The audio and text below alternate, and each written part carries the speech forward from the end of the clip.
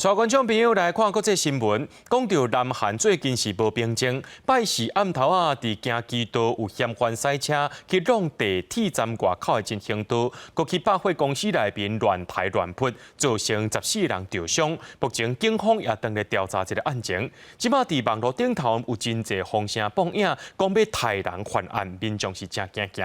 警方也表示讲，即马警方会加强巡逻，若真有必要也会开枪。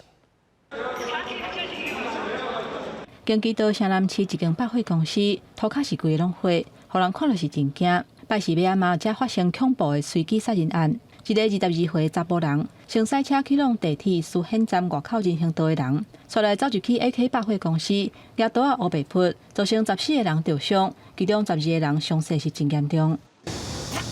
그리고 막 엄마 그러고 울고 막 그러는 소리만 들었어.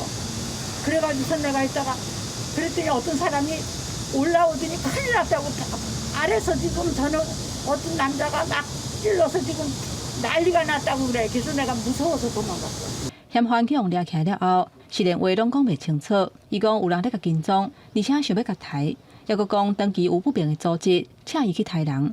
调查人员讲，伊无啉酒嘛无食毒，毋过有精神病史。 출퇴근하는 길인데 어제 그런 일이 일어나서 오늘은 좀 더 신경이 예민해진 상태로 출근을 했고요. 다시는 이런 일이 안 일어났으면 좋겠습니다. 南韩的民众会遮尔烦恼，毋是无原因。中国月21日，伫首尔地铁新林站的出口，才发生有人举刀啊乌白钢扑的事件，造成1个人死亡，3个人受伤。包括这个百货公司的杀人案，拢是经伫地铁站附近人丁较侪的所在，是互民众感觉真惊吓。 이상 동기 범죄에 대한 국민 불안이 극도로 높은 상황에서 이와 유사성이 있는 사건이 연달아 발생함에 따라 시안을 담당하고 있는 경찰의 책임자로서 매우 엄중하고 위급한 상황이라고 판단하고 있습니다.